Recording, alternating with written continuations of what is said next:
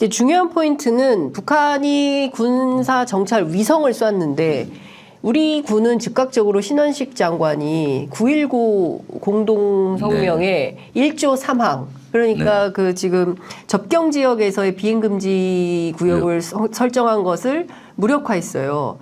그러니까 왜 하늘에다 대고 쏜 위성 문제를 땅에서 그러는 것이냐. 그러니까. 자다가 봉창 두드느냐라는 비판도 나왔습니다. 왜 이렇게 대응했다고 생각하십니까? 사실 군사위성 발사와 9.19 군사합의는 함수관계가 없어요. 네. 9.19 군사합의에는 군사위성에 대한 얘기는 없고 접경 지역에서의 충돌 방지를 해놨잖아요. 그런데 이미 신원식 장관은 9.19 군사합의 문재인 정부 합의될 때부터 이에 대해서 파기해야 된다고 주장했고 자연인일 때도 주장하고 국회의원일 때도 주장한 거예요. 그러니까 왜 이렇게 자신이 이거에 대해서 이렇게 막 그러시는 거예요? 그러니까 이것은 9.19 제가 봤을 때 문재인 정부 9.19 군사합의 체결될 당시에 무조건 싫은 거죠. 이것을 깊은 이해하려고 하지 않고 9.19 군사합의가 항복문서다 뭐 이렇게 비난을 했던 세력들이잖아요. 네. 그러다 보니까 마치 9.19 군사합의가 우리를 무장 해제하는 또는 그런 거라고 되지도 않은 이런 얘기를 하고 있는 거죠. 사실 9.19 군사합의는 대단히 잘된 합의 사항이거든요. 우리가 완충구역을 지상에만 있는 것을 공중과 해상에 완충구역을 둔 겁니다. 네. 완충구역이 없다 보니까 서해 NLL 일대에서는 충돌이 일상화됐었고 하늘에서도 북한이 하늘에서 우리 대한민국을 볼 수 있는 수단이 별로 없어요. 우리는 인공위성도 있고 여러 가지 그동안 있었지만 9.19 군사합의 체결 당시만 해도 그러니까 조악한 무인기를 보내서 사진을 찍으려고 하고 그러다가 왜 성주 싸드기지까지 찍고 올라가다가 인제 떨어진 사건도 있잖아요. 맞습니다. 그래서 공중에서의 침투도 일상화돼 있었는데 9.19 군사합의 체결된 이후에 하노이 정상회담까지는 사실은 일체 9.19 군사합의를 준수하고 그런 게 없었어요. 하노이 북미 정상회담이 노딜로 끝나면서 그때부터 9.19 군사합의를 일부 지키지 않는 사례들이 많이 일어나고 있는데 네. 이것은 사실 9.19 군사합의는 강도를 막기 위해서 담을 쌓은 거라고 봐요. 저는 담을 쌓으면은 못 넘어오잖아요. 네. 9.19 군사합의가 그런 완충구역을 현실화한 겁니다. 그런데 네. 이번 9.19 군사합의에서의 비행금지 구역을 없앤 것은 담장을 허물어서 버린 겁니다. 그럼 강도들이 훨씬 더 집에 드나들기 쉽잖아요. 북한이 즉각 네, 그래서 도발이 일상화되고 그러면 한반도의 긴장이 더 긴장이 일상화될 수가 있는 것이죠. 아마 이런 것들은 저는 정치적인 목적을 좀 갖고 있다고 봐요. 내년 총선을 앞두고 긴장 국면을 조성을 해서 하는 것이 본인들에게 유리하다고 판단을 해서 지금 이렇게 서둘러서 이렇게 하는 것이 아닌가 하는 생각을 하고 있습니다. 긴장이 고조되면 내년 총선에 국민의힘에 유리합니까? 국민의힘 사람들 중에는 그렇게 생각할 거라고 봅니다. 그 신원식 장관이 그래 지금 완전 떡수를 두고 있는 거죠. 떡수? 네, 악수를 두고 있는 겁니다. 그러니까 이제 군사적 긴장이 고조되면은요. 네.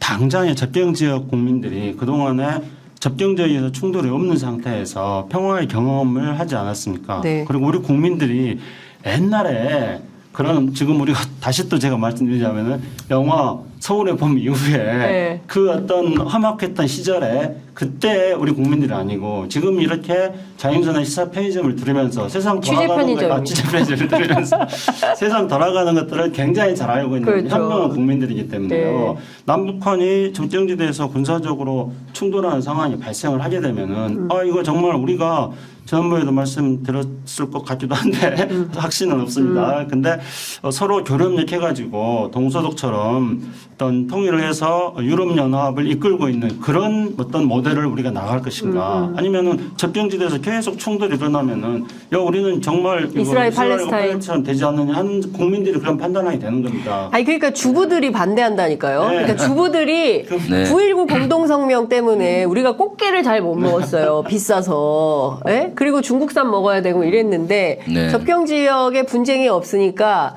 그 성업이 되는 거예요. 네. 그래서 꽃게값이 싸져서 네. 아주 잘 먹었어요. 그런데 이게 또 접경 지역에 분쟁이 생기면 조업을 못 나가잖아요. 그렇죠. 그럼 꽃게값이 또 비싸져요. 그리고 또 자식들이 걱정하는 거예요. 네. 태어난 아들 군대 갔는데 충돌하면 어떻게 되냐. 그리고 미국도 사실은 9.19 군사합의 파기는 제가 미국 고위급들하고 이렇게 소통해 보면은 반대의 목소리가 훨씬 높아요. 미국에서. 예, 물론 이번에는 근데 우리 정부 왜 어쩔 수 이러는 없이 뭐 네. 9.19 군사합의 결정을 뭐 존중한다는 정도로 미국에서는 얘기했지만은 근본적으로는 미국에서는 반대 분위기가 훨씬 더 크더라고요. 제가 네. 조사해 보니까 왜 그런가 하면은 9.19 군사합의가 파기된다든가 효력 정지가 되면은 한반도 긴장이 올라간다는 걸 미국도 잘 알고 있는 거예요. 네. 미국은 지금 세계를 관리하는 데 있어서 버겁거든요. 그렇죠. 지금 우크라이나 세계 전쟁.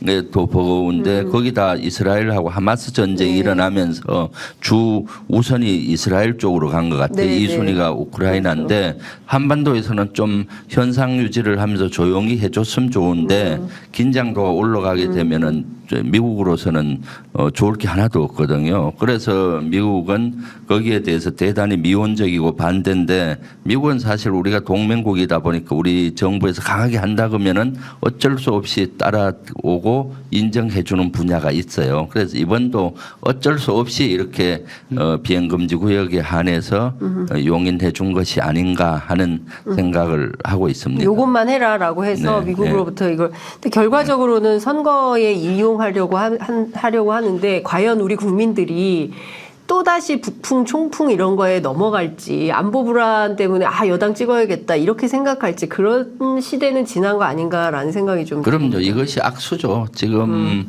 이런 긴장이 고조되면은 예를 들어서 정치의 유불리점을 따지는 세력들은 네. 사실은 이번에 큰 할을 받을 거라고 봐요. 국민들은 이제 현명해졌잖아요. 네. 그러니까 이 국민들의 시각에서 봤을 때 평화를 원하는 거고 안정된 생업을 종사하기를 원하는데 접경 지역에서 계속 충돌이 일어난다든가 무인기 침투가 된다든가 NLL에서 이런 여러 가지 충돌이 일어난다면 당장 접경 지역 주민들의 생업에 지장이 생기는 거고 그렇죠. 또 한반도 지역이 불안정하면은 이 한반도 지역에 투자한 세계 투자자들이 네. 투자금을 또 빼갈 거 아니에요. 네. 그러니까 이런 것들이 다 맞물려서 맞습니다. 국익 차원에서는 어떻게든 실제 한반도에서의 그 남북한을 잘 관리를 해 나가야 네. 되는 것이 중요한데 오히려 위기를 조장하는 측면이 있다 보니까 참 안타깝고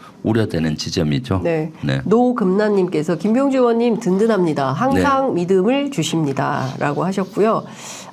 우리 김창수 비서관에 대해서도 댓글을 좀 많이 남겨주시면 감사하겠습니다. 너무 없어서 제가 네. 민망합니다. 예. 김창수 네. 전 통일비서관 그리고 민주평통 사무총장 네. 차관 정부 요직을 많이 하신 분입니다. 예. 네. 정치하실지도 몰라요. 예. 제가 방금 전에 그 문화방송에서 방송을 하고 왔는데 문화방송 한 관계자가 저한테 이런 말을 하더라고요. 우리 대통령께서 네. 그 지금 방한하신 지 얼마 안 돼서 그러니까 시차 적응이 좀 안 되실 수 있다 이제 이런 얘기를 하는데 너무 해외 순방을 많이 가니까 국민들 입장에서는 젊은이들이 농담으로 그런 얘기를 하는 거예요. 방한하셨다. 대통령께서 방한하셨다. 이제 이런 얘기를 하는데 방한한 대통령께서 또 돌아오셨나? 그러니까요. 이제 또 나가십니다. 12일 날 이번에 네덜란드 국왕 초청으로 네. 국빈 방문 처음 하게 되는데요.